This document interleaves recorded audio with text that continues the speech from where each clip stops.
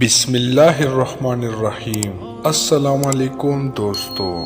کربلا میں نواسہ رسول فرماتے ہیں، اے لوگو، میں تمہارے رسول کا نواسہ حسین ہوں۔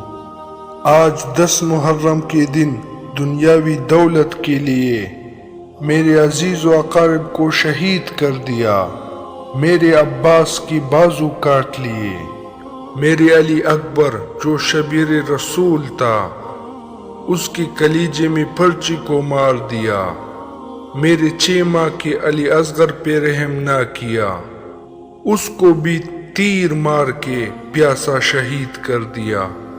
آج میں اس زمین اور آسمان کے بیچ میں یہ اعلان کرتا ہوں کہ اگر اللہ مجھے 1000 زندگیاں دیتا، 1000 اکبر دیتا، 1000 اصغر دیتا، تو میں سب اللہ کے دین پر قربان کر دیتا اور میرے خون کا ذرہ ذرہ اللہ کے دین کا گواہی دیتا۔ تاریخ نے لکھا، فوجی یزید سب زور زور سے ہنس رہے ہیں، امام حسین کے خطبے کا مذاق اڑا رہی ہے۔ اتنے میں عمر بن سعد کہتا ہے، حسین سے فردن فردن نہ لڑو، کیونکہ یہ علی کا شیر ہے اور میں نے حسین کی جنگ دیکھی ہوئی ہے۔ اس کربلا میں کوئی بھی حسین کو ہرا نہیں سکتا۔ 700 کا لشکر حسین کی دائیں طرف سے اور 700 کا لشکر حسین کی بائیں طرف سے اکٹھا حملہ کرے۔ تاریخ نے لکھا، علی کے شیر نے ایسا وار کیا کہ سب کے سب پنڈار ہو گئے۔ فوج یزید میں بحران پیدا ہو گیا۔ فوج یزید کے بڑے بڑے بہادر امام حسین کے ایک ہی وار سے پنڈار ہو چکے تھے، تو فوج یزید بھاگنے شروع ہو جاتے ہیں۔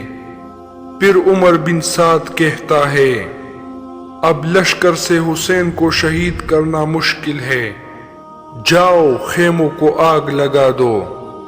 بس کچھ ظالم خیام کو آگ لگاتے ہیں اور کچھ ظالم امام حسین علیہ السلام سے دور جا کر تیر، نیزے اور برچیاں پھینک دیتے ہیں۔ تاریخ نے لکھا، امام حسین کبھی خیام کی طرف جاتے ہیں تو کبھی میدان کی طرف آتے ہیں۔ پھر عمر بن سعد کہتا ہے، جس کے ہاتھ میں جو چیز ہے وہ حسین کو مار دے۔ جس کے پاس نیزے تھے اس نے نیزے مارے، جس کے پاس تلواریں تھے وہ دور سے تلواریں مارتے رہے، جس کے پاس تیر تھے وہ امام حسین کے نشانہ لے کر تیر مارتے رہے۔ تاریخ نے لکھا، جس کے پاس مارنے کے لیے کچھ نہ تھا وہ گرم زمین سے پتھر اٹھاتا اور امام حسین کو مارتا۔ امام حسین علیہ السلام آسمان کو دیکھ کے کہتے ہیں، اس 3 دن کی رسول اللہ کے نواسے کی جنگ دیکھ۔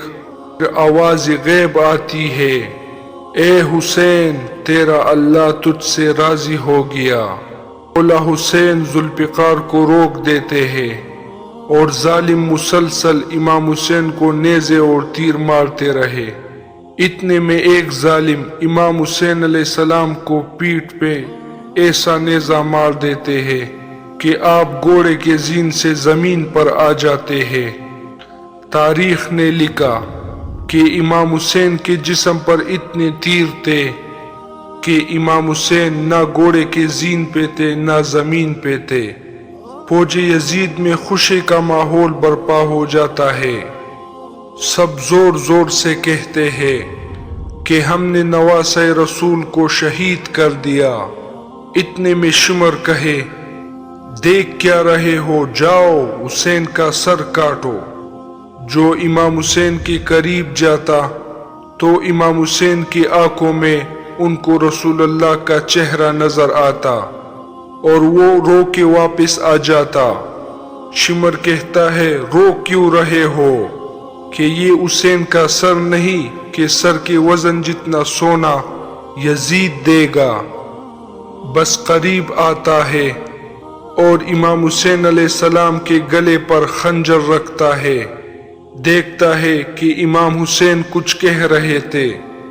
جب سننے کی کوشش کرتا ہے تو امام حسین کہہ رہے تھے کہ اے اللہ، تیرے اسلام کے لیے میں نے اپنا سب کچھ قربان کر دیا۔ شمن ہنستا ہنستا امام حسین کی گردن کو کاٹ دیتا ہے۔ امام حسین کے سر سے عمامہ اتار کے امام حسین کے بالوں سے پکڑ کر امام حسین کے سر کو نیزے پر سوار کر دیتا ہے۔ فوجی یزید جھومتی جاتی ہے۔ البیت کے خیام جل رہے تھے۔ آل رسول زمین پہ بیٹھ کے رو رہی تھی۔ اتنے میں آواز آتی ہے، جاؤ لوٹو۔ سنا ہے کہ رسول اللہ کے خاندان کے پاس کئی قیمتی سامان ہے۔ اس خیام میں فوج آ جاتی ہے۔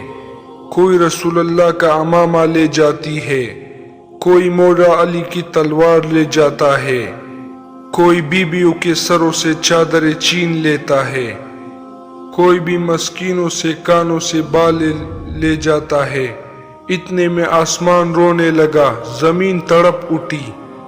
امام سے جانے جب دیکھا کہ زمین اپنی جگہ چھوڑ رہی ہے، آسمان پھٹنا چاہتا ہے، تو آپ نے سجدے میں سر رکھا اور اللہ کا شکر کرنا شروع کر دیا کہ اے اللہ، تیرا شکر ہے کہ تو نے آسمان پیدا کیا، کہ اے اللہ، تیرا شکر ہے کہ تو نے زمین کو بچایا، کہ اے اللہ، اپنے نعمتوں کو تمام نہ کرنا، تھوڑے سے انسانوں کی سزا آنے والی پوری انسانیت کو نہ دینا۔ امام سجاد سجدہ شکر کر رہے ہیں اور وہاں فوجی یزید امام حسین کی لاشوں کو پامال کرنے کی تیاری کر رہی ہے۔ تاریخ نے لکھا کہ عرب کے گھوڑوں کے آنکھوں پر پٹی باندھ کے ان کو بھاری لوہے والے نال لگائے گئے تاکہ امام حسین کی ہڈیوں اور جسم کو اتنا پامال کرے کہ امام حسین کے جسم کا ایک بھی ٹکڑا نہ بچے۔ سب کی لاشوں کو پامال کیا گیا، سب کی لاشوں کو پامال گاہ میں بچھایا گیا۔ کوئی کہتا ہے کہ ہم جناب عباس کی لاش پر گھوڑے نہیں دوڑائیں گے کہ ان کی والدہ ہمارے قبیلے سے ہے۔ کوئی کہتا ہے کہ ہم علی اکبر کی لاش پر گھوڑے نہیں دوڑائیں گے کیونکہ اس کی والدہ ہمارے قبیلے سے ہے۔ کوئی جناب جون کی لاش کو لے کر گیا، کوئی حبیبی اپنی بذات کی لاش لے کر گیا، کوئی جناب حر کی لاش لے کر گیا۔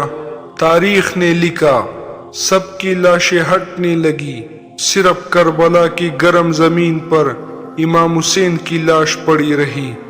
نہ کوئی یہ کہتا ہے کہ یہ فاطمہ کا بیٹا ہے، نہ کوئی یہ کہتا ہے کہ یہ علی کا لال ہے، نہ کوئی یہ کہتا ہے کہ یہ رسول اللہ کا نواسہ ہے۔ بس گھوڑے امام حسین کی لاش کو پامال کرنا شروع کر دیتے ہیں۔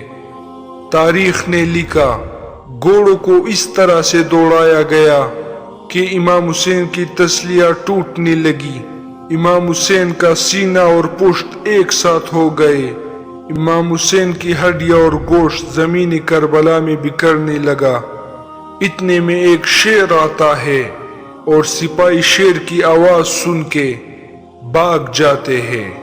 بس امام حسین کی لاش کو پامال کرنے کی بعد فوجی یزید جشن منا رہی تھی اور آل رسول جلے ہوئے خیام کی راہ پر زاروں قطار رو رہی تھی۔